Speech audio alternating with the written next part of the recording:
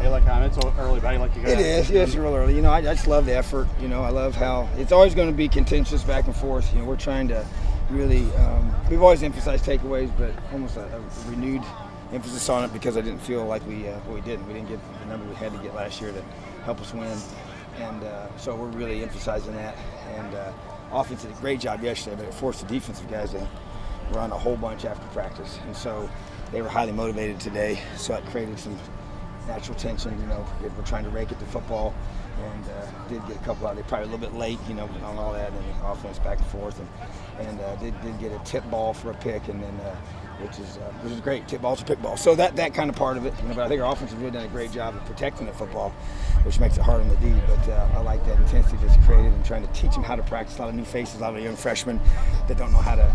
You know, the tempo of practice, how do you practice with just helmets on to go full speed and then still be a great teammate and not keep people from getting on the ground and being able to simulate those, you know, takeaway attempts without wrestling the guy and hurting offensive players. So working through all that, but I love the effort. Today's word was focus, and I'm really trying to emphasize that with our guys, even though it's only day 2. You know, when guys are not in there and they're doing walkthroughs, they've got to be locked in and get those mental reps. They're going to pay big dividends down the road. So encouraged with the start so far. I know things will change as you get padded up and all that, but are there any freshmen in particular that maybe are jumping out to you looking a little bit more comfortable than average?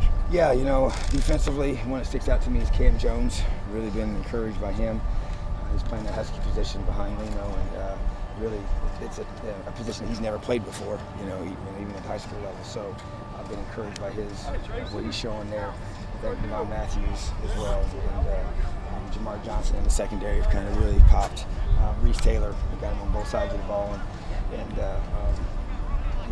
you notice him. You know, he's got different gear than everybody else. And then offensively, you know, Miles Marshall is one that jumps out to me. Really does a great job running routes and smooth and explosive.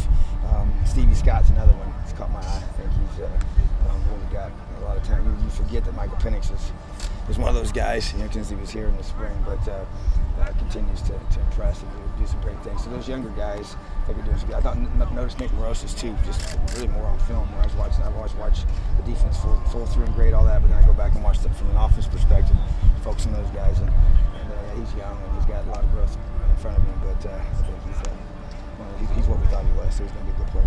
Seeing Reese Taylor on both sides today, what has he shown you just that you're just getting out here with the versatility? Yeah, you know, he's just got a lot of skills. You know, getting back there catching punts, he's very natural at that. He's playing different positions on offense and getting a core foundation at corner as well. So it's been good a couple days for him. He's a bright young man, so he picks things up pretty quickly. And the offense just kind of comes natural to him. I think you can kind of put him in a lot of different spots, and he doesn't need 1,000 reps to figure it out. You know, so but he's a guy that has done some good things. First couple days seeing these quarterbacks throw since spring practice, Brandon Dawkins first time watching. Anything surprise you out of that group, or any improvements you've seen? Yeah, you know, I don't know if it was a surprise, but you know, I thought Peyton was extremely accurate. You know, yesterday especially. I haven't seen the numbers today. Michael Penix just continues to have great zip on the ball and good accuracy and placement. And you know, Brandon didn't play all spring, so it's kind of been off for a while. And threw the ball, I thought, well, yesterday, maybe not as well today, as compared to yesterday. That's not, you know, that's just based off of walking off the field right now, but make some better decisions, you know, which is all part of the process. So each of the guys have skills that are unique to them and a different strength as well. So I think that they're going to get their opportunities, and they're going with different groups. It's not all each guy with the same unit each time, and so we get a chance to see how they move the ball. That's the key. It's like you're trying to get more snaps with going both ways at the same time. Is that with QBs? Well, it's both. It's quarterbacks, but it's also depth on defense. We've got so many DBs that are young, that need reps, so many linebackers that they're in that same position. So we've got 2 skaters going one time, and then obviously we're trying to get 3 quarterbacks, lots of reps.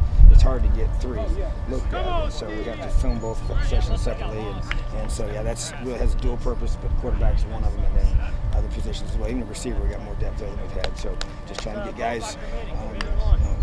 You can't learn the offense and defense by just sitting through your meetings and sitting through and doing walks. You got to do it live. So I got to get it. Let's go, Lloyd. Early on, after the introduction in the spring, what's your thoughts on Damian Willis and how he's kind of? Yeah, I tell you, he has been a pleasant surprise. He doesn't look rusty at all. very confident. Has really impressed me a lot in terms of his leadership and in terms of his understanding, what he has to do to kind of get back, in that position. We haven't just plugged him right in; he's got to earn it, and he knows that. And so, but his ability to make checks and adjustments and his burst of the ball is what you want to see. So I knew he was a good player. Just glad to have him back. Kind of maybe a little bit of an extra boost in TD Roof. I know he practiced all spring, but maybe now knowing that he's going to be playing this fall. Oh, I think there's a difference, and I've said it before. You can be the most focused young man in America, but when you think you're not playing, it's just different. It's just like if a guy thinks he's redshirting, and it's a different approach. And so now that he knows he's playing, and he always practiced hard, but I just sense the difference for sure. There's a sense of urgency in his preparation because he knows, game one he's got to be ready to play. So not a year from now. Is there anything about TD that's popped out on field, or he just burst? He's very, he's gained 10 pounds since the spring, and it's a good 10 pounds, and just got to learn the defense now. And fortunately, he was here in the spring. That was huge to get his feet wet and get him a good foundation with the knowledge of everything. And so guys just got to do it when they're going fast and have the full package, because in the spring it's pretty watered down. So. But I think his strength is his burst of the football and ability to finish. So that'll show up here once we get pads in. Jason Harris made a lot of plays, it seems like. I tell you, I was really, a receiver, really kind of jumped out to me. And he's a really good football player. And to been through what he's been through is just unbelievable. I have 3 ACLs. It's just a tribute to the kind of young man that he is, his mindset, his attitude, and his heart. He's small in stature, but he's huge in his care factor. So a lot of respect for that young man. With him coming off 3 knee surgeries, is there any kind of pitch count on?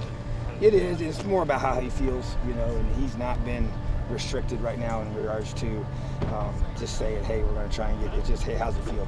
As long as we don't have swelling, as long as he's able to come back at each day and it feels good. And if it ever gets to the point where it doesn't, we'll back him off a little bit. But it looks good to me. So we'll just keep pressing him and keep pushing it so we can let him be. He should know now how it's supposed to feel. They've been there, done that so many times. So a lot of confidence, and he has a lot of confidence in our training staff. So they've done a great job getting him healthy. You talked a lot about in the offseason about Coach Blue and Coach Ray, and how much you thought they'd make an impact. But as you now see guys out here, again, I know it'll be different when they're in pads, but do you see, I guess, a tangible difference after a full offseason with them? You do, and I think it'll show up even more with pads on, just because of the hitting part of it, but it's just for their physical bodies, the burst of the football, the ability to change direction, those kind of things. And we were just commenting yesterday about different guys and how they look moving around, so because when you gain muscle mass, and you want to make sure that you want to get faster, you don't want to slow down, and so be able to see that. I think especially on the interior, offensive line, defensive line is where you see a lot of, I think, significant differences in the way the guys look and how they move, and that'll show up even more once we get pads on tomorrow and then go to full pads in a couple of days. So yeah, they've obviously made a big impact, and I think it's going to show up on the field. As far as kickoffs go, are you open to using different kickers for field goals?